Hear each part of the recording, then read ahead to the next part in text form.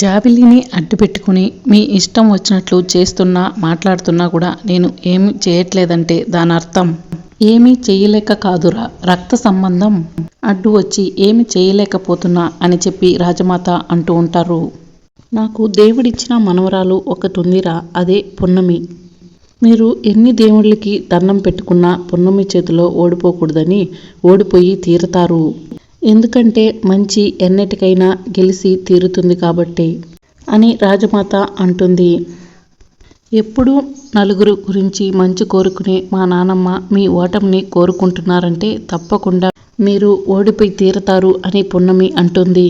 ఇక మరోవైపు పంతులు గారు మంత్రాలు చదువుకుంటూ రాజమాత దగ్గరికి వస్తారు. ఇక చేపలమ్మే ఒక ఆవిడ ఉంటుంది కదా, అప్పుడు ఆమె పున్నమిని చూసి పాపం పున్నమి రాజవంశస్థురాలయ్యుండి పాపం గూడెంలో అష్ట కష్టాలు పడి ఆ రోజు కూడా నేను నిజం చెప్పాలని చూస్తే నారాయణమ్మ అడ్డుపడింది.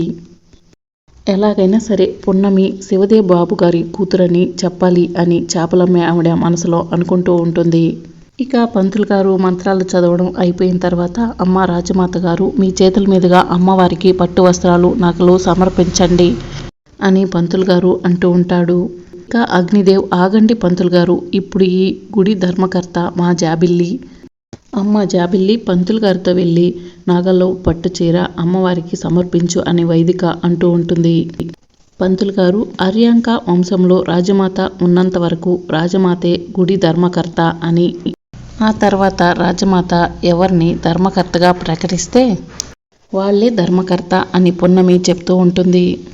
అవునమ్మా, మీరు చెప్పిందే నిజం. మహాదేవ గారు శివదేవ్ గారు ఉన్నంత వరకు వాళ్ళే ధర్మకర్తలు అని పంతులు గారు అంటూ ఉంటారు.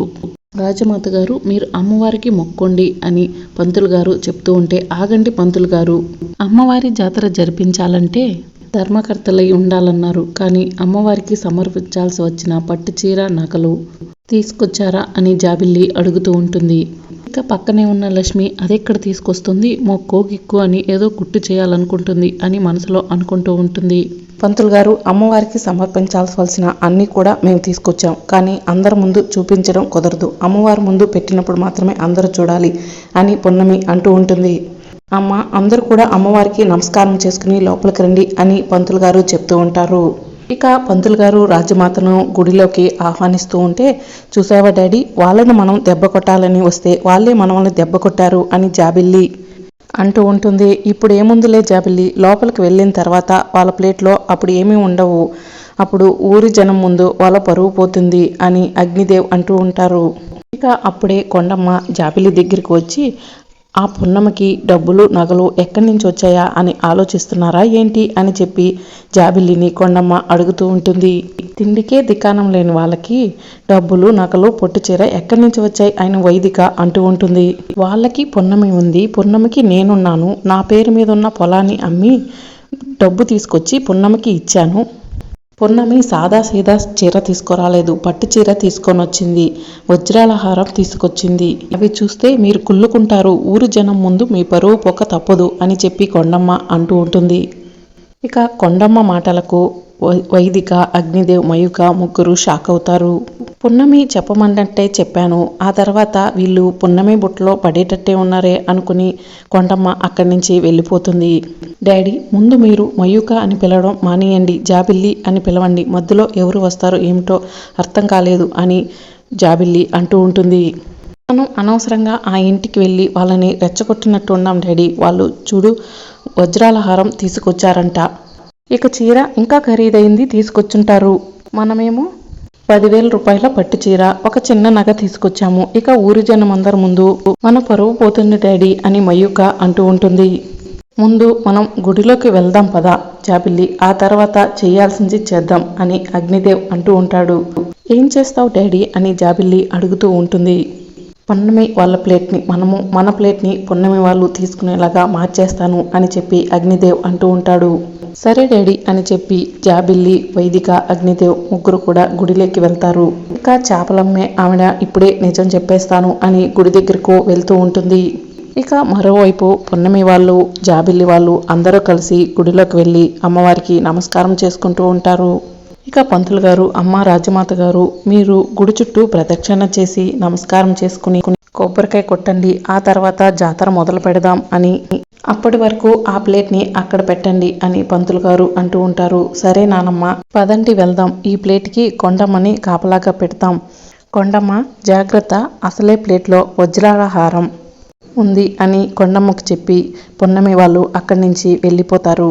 ఇక అందరూ కలిసి గుడి చుట్టూ ప్రదక్షిణలు చేస్తూ ఉంటారు. ఇక అప్పుడే పృథ్వీ అంటూ ఉంటాడు, కొండమ్మ నిజంగా చాలా గ్రేట్ కదా, రాజమాత కోసం తన పొలాన్ని కూడా అమ్ముకుంది అని పృథ్వీ అంటూ ఉంటే, వకీల్ సాబ్ నిజం చెప్పాలంటే కొండమ్మ పొలం అమ్మతానంది, నేనే వద్దన్నాను అని పున్నమి చెప్తూ ఉంటుంది. మరి అమ్మవారికి పట్టు చీర నగలు ఎక్కడి నుంచి వచ్చాయి పున్నమి అని పృథ్వీ అడుగుతూ ఉంటే, నేను నిన్న అత్తయ్యతో ఒక మాట చెప్పాను.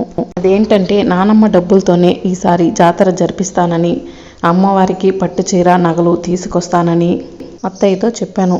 అలాగే చేస్తున్నాను అని పున్నమి చెప్తూ ఉంటుంది. నిజంగా నువ్వు చాలా గ్రేట్, చదువుకొని ఉంటే కనుక క్రిమినల్ లాయర్ లాగా చాలా పైకొచ్చేదానివి అని పృథ్వీ అంటూ ఉంటే, వకీల్ సాబ్ నువ్వు నన్నే పొగుడుతున్నావా అని పున్నమి అంటూ ఉంటుంది. జస్ట్ ఫ్రెండ్గా మాత్రమే అని ఇంకా పృథ్వీ అంటూ ఉంటాడు.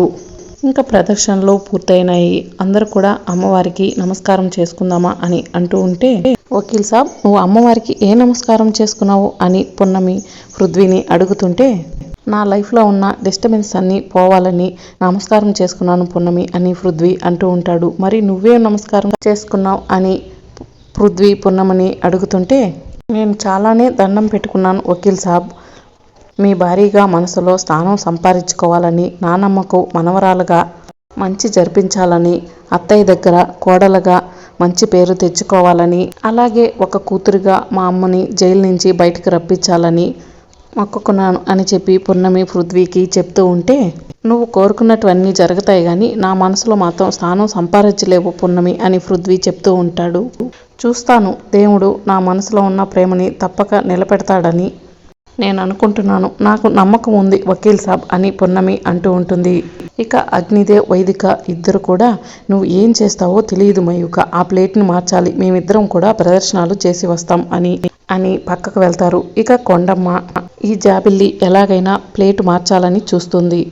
పున్నమి చెప్పింది కదా ప్లేటు మార్చే అవకాశం ఇవ్వమని, పున్నమి చెప్పింది కదా ప్లేట్ మార్చే అవకాశం ఇద్దాం అని కొండమ్మ మనసులో అనుకుంటూ ఉంటుంది. ఇక కొండమ్మ ఫోన్ వచ్చినట్టు యాక్ట్ చేస్తూ ఉంటుంది. హలో పెనిమిటి, ఒక ముఖ్యమైన పని మీద ఉన్నాను, వజ్రాల హారానికి కాపలా కాస్తున్నాను అని ఫోన్ రాకపోయినా కూడా కొండమ్మ ఫోన్లో మాట్లాడినట్టు యాక్ట్ చేస్తూ ఉంటుంది. ఇక కొండమ్మ నాతో పర్సనల్గా మాట్లాడాలా, ఇప్పుడే పక్కకు వస్తాను అని అలా పక్కకు వెళ్తుంది. ఇక కొండమ్మ పక్కకు వెళ్ళగానే మయూక ఇదే మంచి టైం, ఇప్పుడే ప్లేటు మార్చేయాలి అని మనసులో అనుకుంటూ ఉంటుంది. ఇక పున్నమి తెచ్చిన ప్లేట్ని తన దగ్గర పెట్టుకుని తను తెచ్చిన ప్లేట్ని పున్నమి ప్లేస్లో పెట్టేస్తూ ఉంటుంది.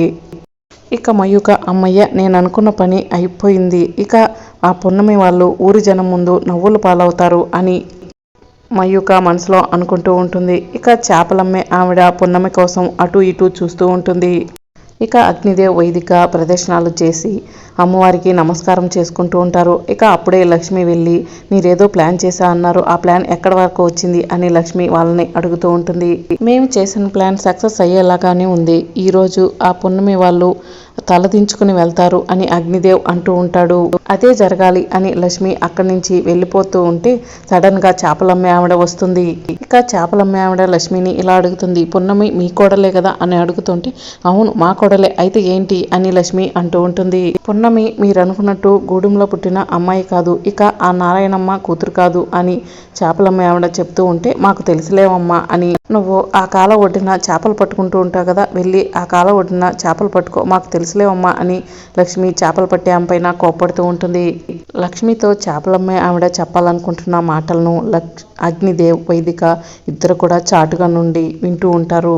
ఇక కొండమ్మ ఒసే దొంగ జాబిల్లి, నువ్వు ప్లేట్లు మారుస్తావని నాకు తెలుసు, అందుకే కావాలని పక్కకు వెళ్ళానే అని కొండమ్మ మనసులో అనుకుంటూ ఉంటుంది. మరి రాబోయే ఎపిసోడ్లో ఏం జరుగుతుందో తెలుసుకోవాలంటే ఛానల్ సబ్స్క్రైబ్ చేసుకోండి.